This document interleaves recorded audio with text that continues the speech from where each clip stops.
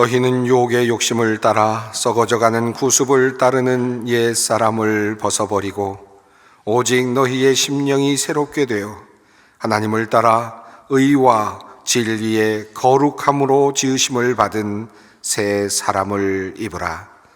하나님은 영이시니 예배하는 자가 영과 진리로 예배할지니라. 아멘.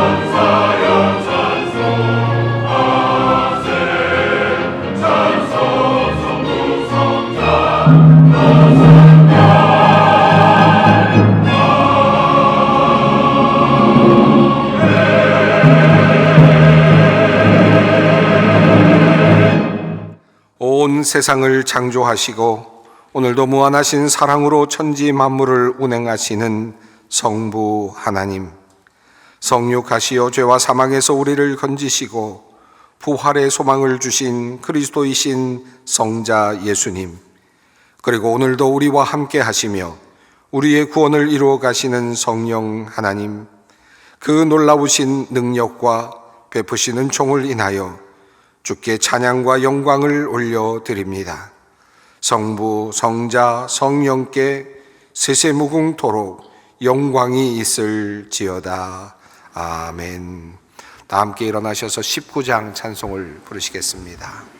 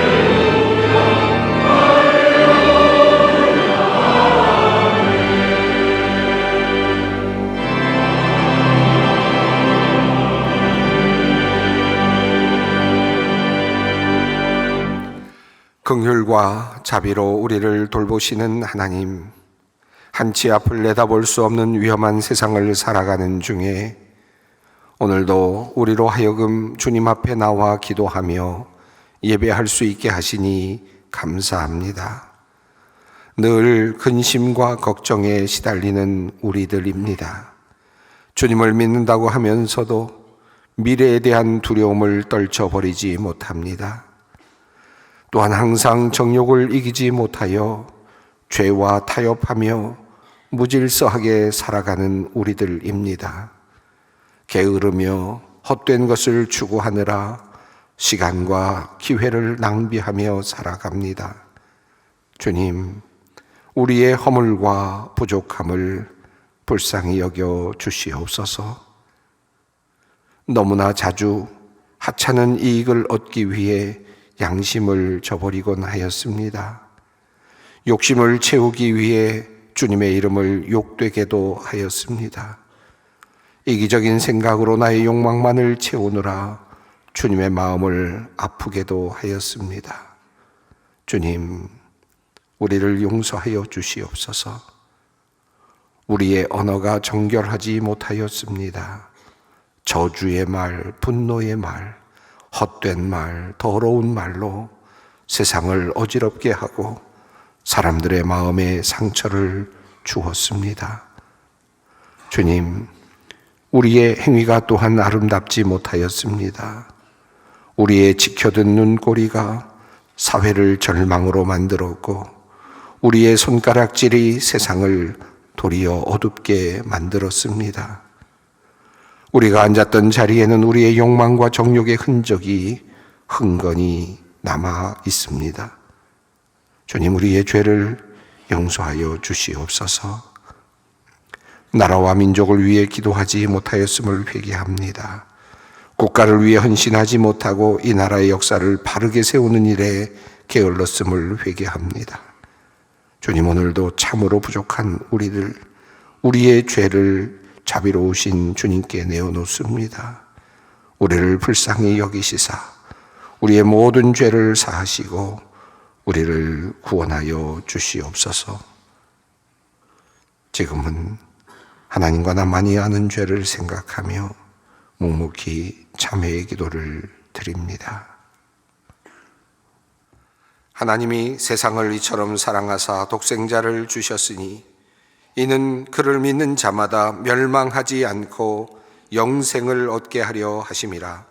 그러므로 이제 그리스도 예수 안에 있는 자에게 결코 정죄함이 없느니라. 아멘.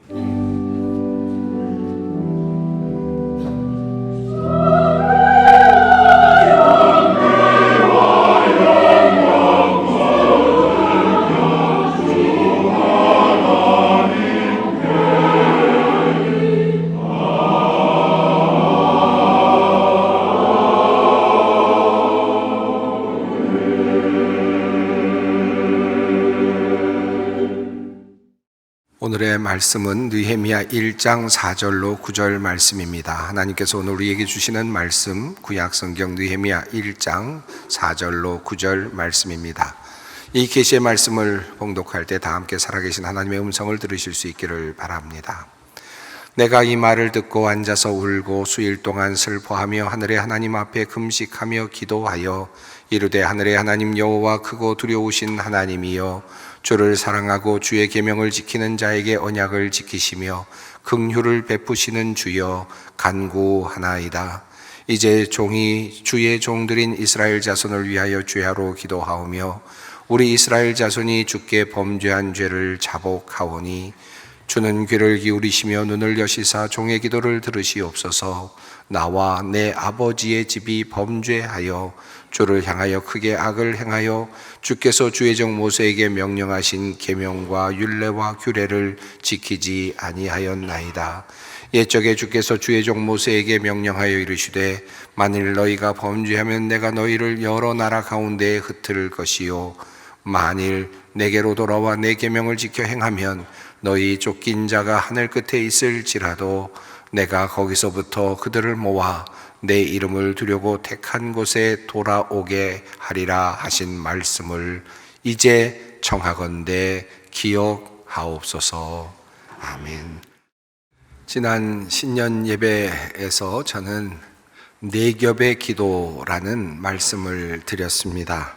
2025년 한 해 동안 우리 소망교회 모든 성도님들이 함께 기도하자는 말씀을 드렸습니다.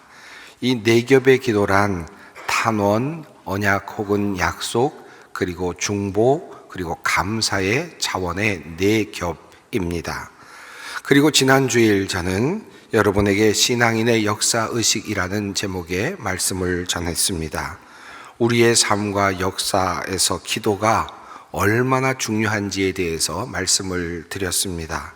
역사는 하나님의 손에 의해 움직이고 그 역사의 변곡점에는 항상 우리의 기도가 있었다는 사실을 말씀드렸습니다.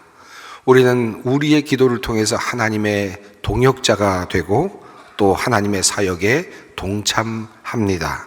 그리스도인에게 있어서 기도는 특권이며 동시에 능력이기도 합니다. 자, 오늘은 여러분에게 그러면 어떻게 우리가 기도해야 하는가에 대해서 말씀을 드리려고 합니다. 많은 사람들이 또 많은 성도님들이 지금까지 기도를 드려왔으니 기도하는 법을 모르시지는 않을 겁니다. 그러나 바른 기도의 모습, 여러 예를 살펴보면서 우리가 어떻게 기도를 드려야 하는가에 대해서 한번 그 모델을 살펴보려고 합니다. 그 중에 한 모델을 오늘 여러분과 함께 살펴보겠습니다. 아마 여러분은 요즘 이 나라의 어려운 상황을 보시면서 이 나라를 위해 기도해야 하겠다라는 생각을 많이 하실 것입니다. 또 나라를 위해서 지금도 기도하고 계실지라고 믿습니다. 그러면 우리가 나라를 위해서 어떻게 기도를 해야 할까요? 무엇을 위해서 기도해야 할까요? 어떻게 기도를 하는 것이 나라를 위한 기도일까 하는 것입니다. 오늘 느헤미야 1장에 나오는 이 느헤미야의 기도는 우리에게 나라를 위해서 기도하는 기도의 하나의 형태, 모델을 보여주고 있습니다. 느헤미야 1장은 이렇게 시작이 됩니다. 하가랴의 아들 느헤미야의 말이라 아닥사스다 왕 제20년 기스르월에 내가 수산궁에 있는데, 이때는 유대인의 상황, 역사적 상황 속에 어떤 지점에 있었을까요? 이스라엘 백성들이 바벨론으로 포로로 잡혀가죠. 포로로 잡혀가서 오랫동안 그곳에서 머물게 됩니다. 그러다가 파사왕, 페르시아 왕 고레스가 포용적인 관대한 종교 정책을 펴면서 이스라엘 백성들이 고향으로 돌아갈 수 있는 길이 열렸습니다. 그래서 예수아와 수룹바벨을 비롯한 많은 유대인들이 이제 예루살렘으로 돌아가게 됩니다. 돌아간 그들은 그곳에서 무너진 성전을 다시 세우지요. 수룹바벨 성전이라고 불리우는 그 성전을 다시 세웁니다. 물론 아주 초라한 성전이지만 그러나 그들에게 이제 드디어 다시 성전이 이제 만들어진 것입니다. 그리고 나서 한 80여 년쯤 지난 후에 이제 다시 학자이면서 제사장이었던 에스라를 중심으로 일련의 많은 사람들이 또 예루살렘으로 돌아오게 됩니다. 그들은 모세의 율법을 다시 가르치고 또 제사를 회복하는 영적인 갱신의 힘을 썼습니다. 이렇게 에스라가 고향 예루살렘으로 돌아와서 그런 사역을 한 지 13년이 지난 쯤에 바로 그날입니다. 바로 그 즈음이 오늘 본문이 말하고 있는 아닥사스다 왕의 제20년째 바로 그 해입니다. 이미 수많은 사람들이 93여 년에 걸쳐서 유다의 백성들이 예루살렘으로 정착 이주를 하였습니다. 그리고 많은 사람들이 그곳에서 이제 고향 땅에서 생활을 하고 있었지만 그러나 아직도 유대인으로서 고향으로 돌아가지 않는 많은 사람들도 있었습니다. 바로 그들 중에 한 사람이 바로 느헤미야였습니다. 그는 당시 수산궁에 있었다라고 성경은 전합니다. 수산궁은 아닥사스다 왕이 살고 있었던 페르시아의 궁전 3곳 중에 한 곳입니다. 그는 그곳에서 무엇을 하고 있었을까요? 1장 11절 후반부를 보면 이렇게 되어 있습니다. 그때에 나는 왕에게 술잔을 받들어 올리는 일을 맡아보고 있었다. 개역개정은 그를 왕의 술관원이라고 이렇게 표현을 합니다.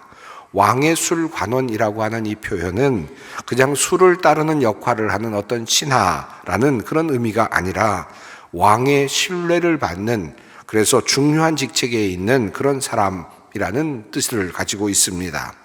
술을 선택할 뿐만 아니라 술에 독이 있는지 확인하는 역할을 하며 왕의 측근에서 왕의 안전을 지키는, 한마디로 왕을 보좌하는 그런 일이었습니다. 요즘으로 말하면 대통령의 비서실장 혹은 경호실 실장쯤 되는 그런 직책이었다고 할 수 있겠습니다. 요셉의 이야기에도 이 바로 술 관원에 대한 이야기가 나오죠. 그만큼 왕과 밀접한 관계에 있는 사람이 술 관원이었습니다. 그런 자리에까지 올라간 유대인이 바로 느헤미야였습니다. 당시 유대인으로서 올라갈 수 있는 최고의 자리까지 올라갔겠다라는 생각이 듭니다. 한마디로 말하면 성공한 사람이었다고 할 수 있겠죠. 그렇게 왕의 측근에서 권력을 누리며 살아가고 있었던 느헤미야였지만 그는 항상 자기 자신이 유대인이라는 사실을 잊지 않았던 것 같습니다. 그리고 예루살렘, 자신의 고국을 생각하는 마음이 극진했던 것 같습니다. 그렇게 수산궁에서 술관원으로 살아가고 있었던 그에게 고국에 대한, 예루살렘에 대한 좋지 않은 소식이 들려왔습니다. 이미 유대인들이 예루살렘 고국으로 돌아가서 정착한 지 오랜 시간이 되었지만 아직도 예루살렘의 성벽이 완성되지 않았다는 것입니다. 제대로 갖추어지지 않았다는 것입니다. 그리고 설상가상으로 성문들이 모두 불타서 누구든지 마음껏 들락날락할 수 있는 상황이 되었다는 것입니다. 그래서 백성들이 주변 민족들에게 침략을 받고 어려움을 당하는 일이 속출하고 있다라고 하는 소식이었습니다. 그들이 내게 이르되 사로잡힘을 면하고 남아있는 자들이 그 지방 거기에서 큰 환난을 당하고 능욕을 받으며 예루살렘 성은 허물어지고 성문들은 불탔다 하는지라. 성경은 이렇게 그 내용을 전하고 있습니다. 이 이야기를 듣고 느헤미야는 나라의 백성들을 생각하며 마음이 아팠습니다. 얼마나 아팠는지 수일 동안 눈물을 흘렸고 그리고 슬퍼하며 하나님 앞에서 금식을 하였다고 합니다. 성경은 전합니다. 내가 이 말을 듣고 앉아서 울고 수일 동안 슬퍼하며 하늘의 하나님 앞에 금식하며 기도하여. 어떻게 느헤미야가 예루살렘을 위해 그토록 마음이 아플 수 있었을까? 실은 잘 이해가 되지 않습니다. 그는 아마도 태어나서 한 번도 예루살렘에 가본 적이 없었을 것입니다. 그리고 그들의 동족인 유대인들에 대해서도 그토록 큰 관심을 가질 이유도 사실은 없었을 것입니다. 이미 그는 성공했고요. 이미 이 페르시아에서 가장 높은 자리에까지 올라갔습니다. 최고로 화려한 당시 수산궁에 있고 그는 지금 왕과 함께 권력을 누리고 있습니다. 최고의 권력 옆에서 큰 권력을 행사하며 살고 있습니다. 그런데도 불구하고 무너진 예루살렘 성벽이 그에게 큰 슬픔이 되었다는 것이 잘 이해가 되지 않죠. 어쩌면 보면 이것이 바로 이 느헤미야의 위대한 점일 수도 있겠습니다.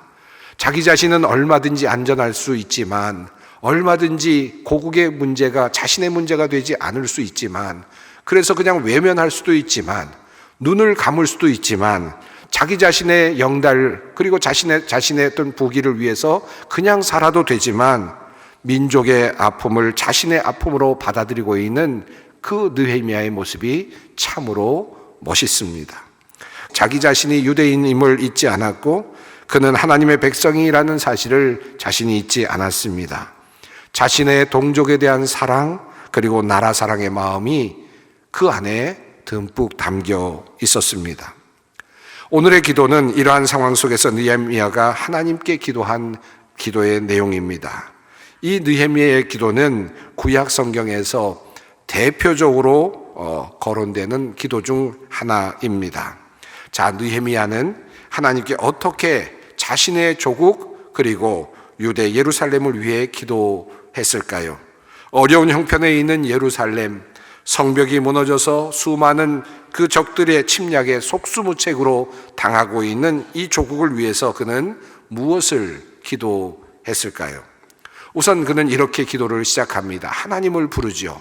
이르되 하늘의 하나님 여호와 크고 두려우신 하나님이여, 주를 사랑하고 주의 계명을 지키는 자에게 언약을 지키시며 긍휼을 베푸시는 주여 간구하나이다. 그는 먼저 하나님의 이름을 부릅니다. 그런데 그 하나님이 어떤 분이신지, 자기가 믿고 있는 하나님이 어떤 분이신지를 이렇게 고백합니다. 주의 계명을 지키는 자에게 그 언약을 지키시는 하나님, 그리고 주님을 사랑하는 자에게 긍휼을 베푸시는 하나님이라고 하나님을 부르고 있습니다. 이것이 바로 그의 기도의 근본, 바로 기초입니다. 이 느헤미야의 기도의 첫 부분은 우리가 무슨 이유로 기도를 통해 하나님께 은혜를 얻을 수 있는지 바로 그 사실을 우리에게 잘 알려주고 있습니다. 우선 하나님은 언약을 지키시는 분이시기에 우리가 하나님 앞에 그 언약을 가지고 가서 이 약속을 들이대면서 하나님께 말씀을 드리면 하나님은 반드시 그 약속대로 이루어 주신다라고 하는 믿음이 바로 느헤미야의 믿음입니다. 두 번째는 하나님은 긍휼히 여기시는 분이시기에 우리가 하나님 앞에 긍휼하심을 구할 때 하나님께서는 우리에게 너그럽게도 은혜를 베풀어 주신다는 믿음이 두 번째, 그 바로 기도의 근거입니다. 우리가 기도의 응답을 받을 수 있는 이유는 바로 이 두 가지 사실 때문입니다. 자, 이제 이 믿음의 판단 아래서 우선 느헤미야는 하나님께 긍휼을 구하며 나아갑니다. 바로 회개의 기도, 탄원의 기도입니다. 이제 종이 주의 종들인 이스라엘 자손을 위하여 주야로 기도하오며 우리 이스라엘 자손이 주께 범죄한 죄들을 자복하오니 주는 귀를 기울이시며 눈을 여시사 종의 기도를 들으시옵소서. 나와 내 아버지의 집이 범죄하여 주를 향하여 크게 악을 행하여 주께서 주의 종 모세에게 명령하신 계명과 율례와 규례를 지키지 아니하였나이다. 조국을 위한 느헤미야의 기도는 회개와 탄원의 기도로부터 시작이 됩니다. 네 겹의 기도 중 첫 번째 말씀드렸던 부분이죠. 그 차원입니다.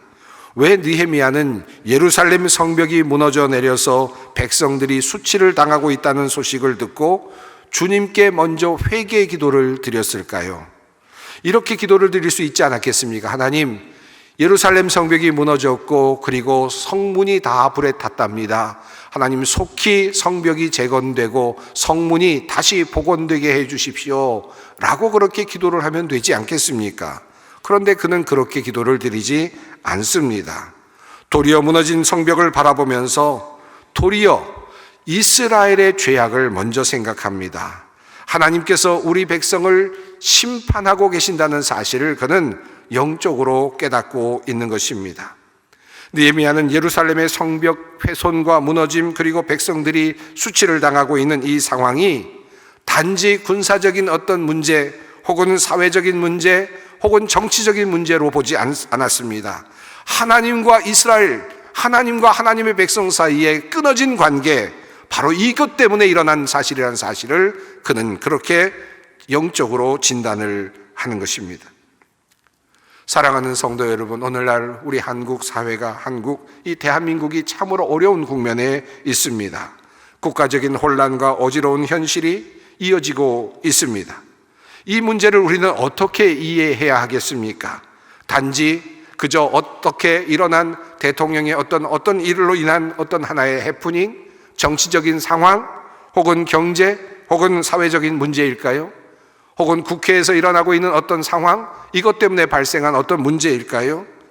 느헤미야가 만일 살아서 오늘의 문제를 와서 우리에게 진단해 준다면 아마도 제일 먼저 이 민족의 죄악을 먼저 지적하며 우리에게 회개하라고 말씀하실 것입니다. 이 나라의 백성들이 영적으로 범죄하고 불의에 빠져 있기 때문입니다. 하나님을 멀리하였기 때문입니다. 하나님을 인정하지 않았기 때문입니다. 하나님을 떠났기 때문입니다. 교회가 기도하기를 그쳤기 때문입니다. 교회가 하나님의 말씀을 따라 온전하게 살아내지 못하였기 때문입니다. 교회가 세상의 빛이 되지 못하였기 때문입니다. 도리어 세상의 비난거리가 되어왔기 때문입니다. 교회의 문제이고 그리고 우리의 죄악입니다.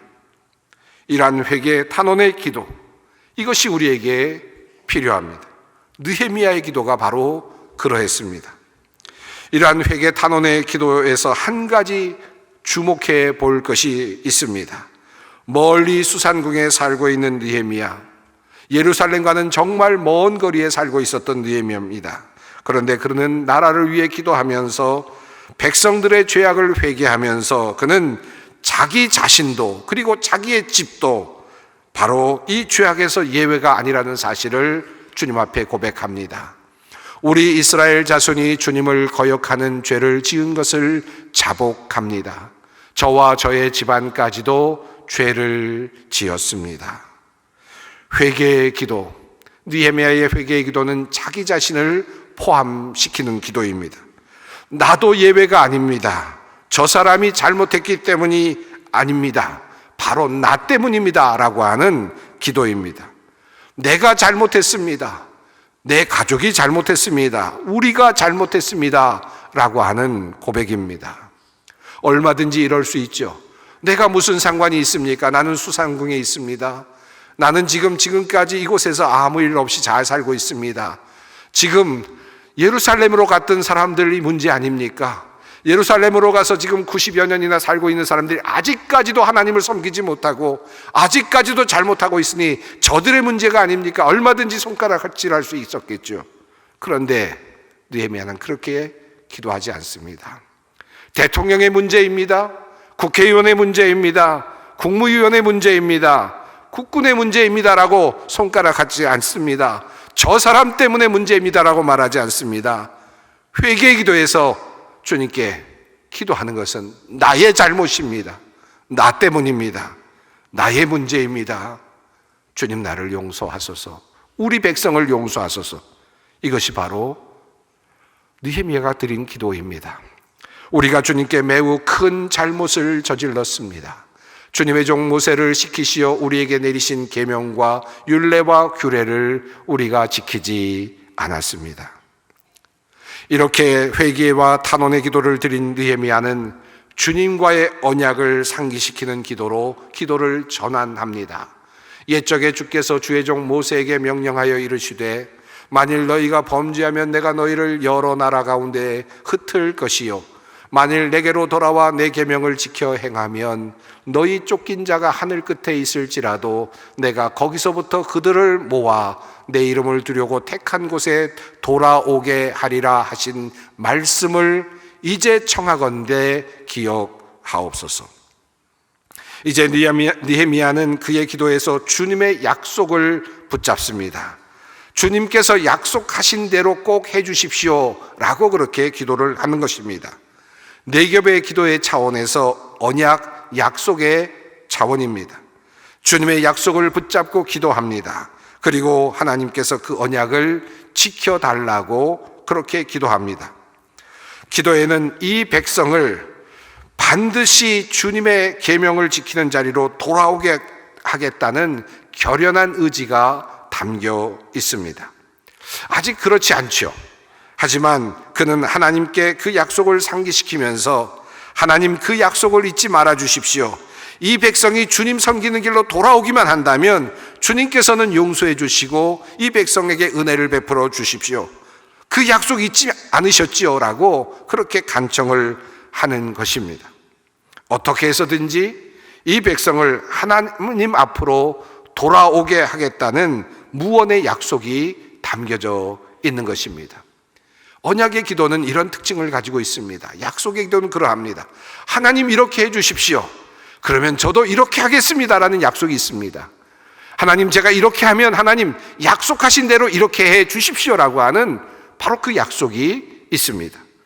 그러므로 언약과 약속의 기도에서 중요한 것은 우리의 행동이며 우리의 삶입니다. 이 백성이 다시 돌아오게 할 것입니다. 그렇게 되면 주님은 이 백성을 용서해 주십시오 라는 것입니다. 우리는 나라를 위해서 기도할 때 그냥 이 나라를 위해서 기도합니다. 이 나라가 잘 되게 해 주십시오 라고 그렇게 기도를 할 수 있습니다. 물론 그 기도도 필요하겠지만 그러나 어찌 보면 그 기도는 공허할 수도 있지 않겠습니까? 그런데 느헤미야의 기도는 그렇지 않습니다. 이 백성을 반드시 내가 돌아오게 하겠습니다라고 하는 결의가 함께 있다는 말씀입니다. 이 백성이 돌아오게 하겠습니다. 주님의 율법을 지키는 자리로 다시 돌아오게 할 것입니다. 그러니 주님 그때 주님께서 하신 이 약속을 꼭 지켜주십시오라고 하는 탄원입니다. 이러한 결연한 의지를 우리는 그의 기도 마지막 부분에서 또다시 한번 확인할 수 있습니다. 주여 구하오니 귀를 기울이사 종의 기도와 주의 이름을 경외하기를 기뻐하는 종들의 기도를 들으시고 오늘 종이 형통하여 이 사람 앞에서 은혜를 입게 하옵소서. 여러분, 이 기도가 언뜻 보면 이해가 잘 되지 않고 그냥 자연스러운 기도처럼 보일 수는 있지만, 그러나 꼼꼼히 자세히 따져서 읽어보면 이 기도가 갑자기 무언가 이상해지는 것 같은 느낌을 갖게 됩니다. 여러분, 이 기도가 어떻게 보이십니까? 나라를 위한 기도로 시작되지 않았습니까? 백성들을 위한 기도로 시작되지 않았습니까? 허물어져 있는 예루살렘 성벽을 두고 하나님께 울면서 기도를 시작하지 않았습니까? 금식하며 주님께 기도를 시작하지 않았습니까? 그런데 그 기도가 이어지다가 마지막 부분에서 이렇게 되는 것입니다. 주님, 그러므로 제가 형통하게 좀 해주십시오. 제가 좀 잘되게 좀 해주십시오. 제가 왕에게 은혜를 좀 입게 해주십시오. 자기가 잘되게 해달라는 기도로 마무리되고 있다는 것입니다. 새 한글 성경은 이렇게 번역합니다. 오늘 주님의 종인 제가 부디 잘되게 해주십시오. 이 사람이 저에게 자비를 베풀게 만들어 주십시오. 왜 그는 그렇게 기도를 하고 있을까요?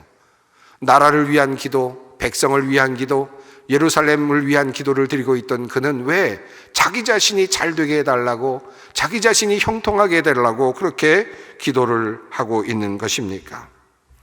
저는 이 기도에는 매우 중요한 그의 마음이 담겨져 있다고 생각합니다.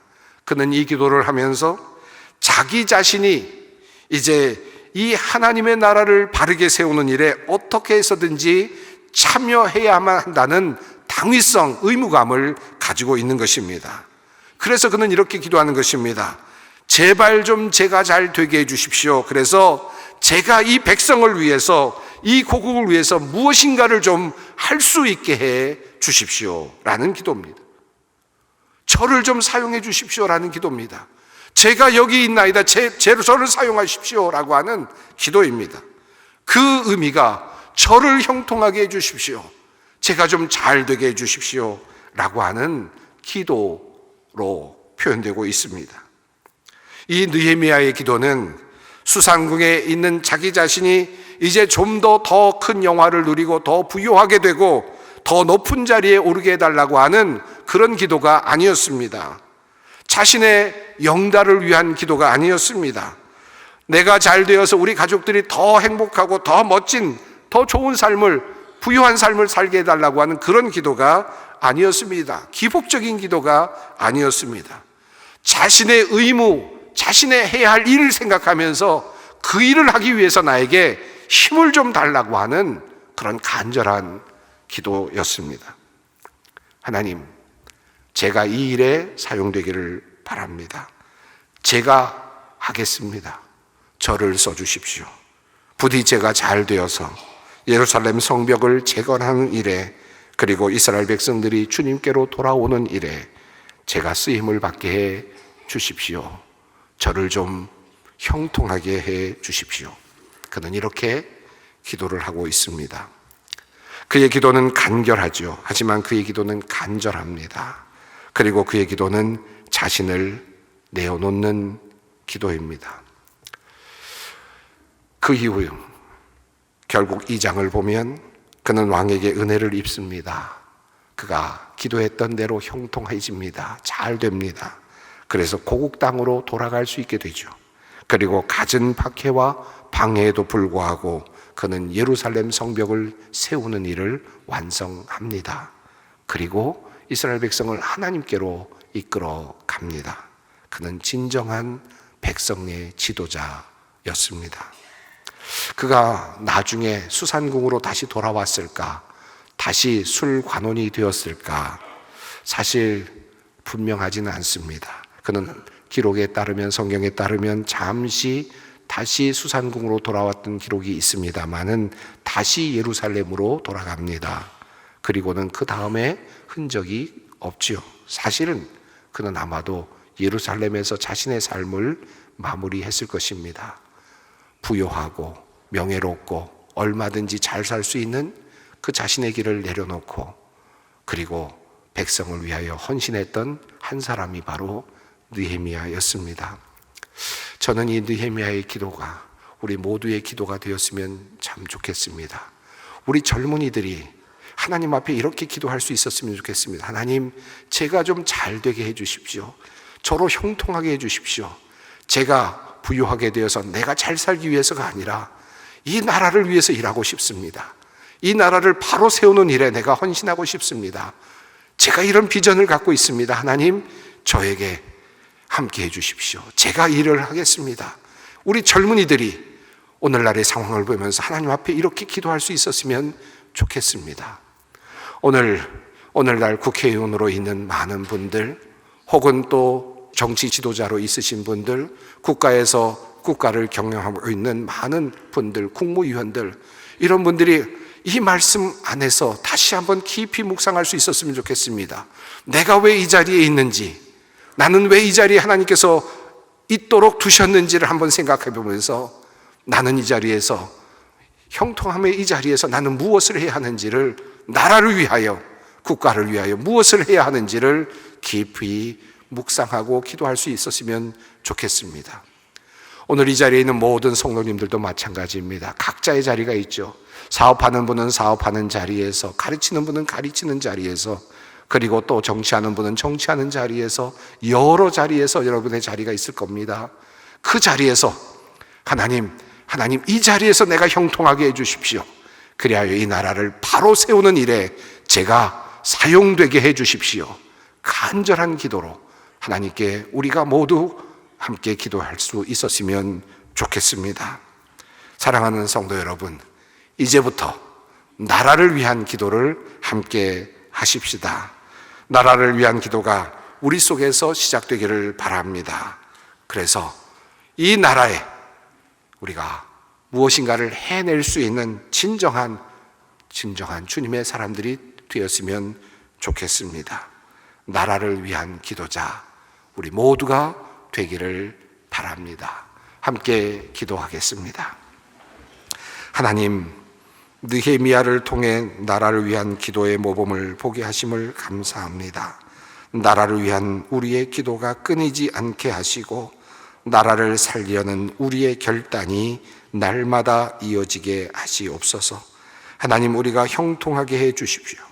이 간절한 기도의 의미를 깨달으며 이 기도로 나라를 살리고 조국 대한민국을 살리는 우리가 되게 하여 주시옵소서. 예수님의 이름으로 기도드립니다. 아멘. 우리 주 예수 그리스도의 은혜와 하나님의 사랑과 성령의 교통하심이 너희 무리와 함께 있을지어다. 아멘.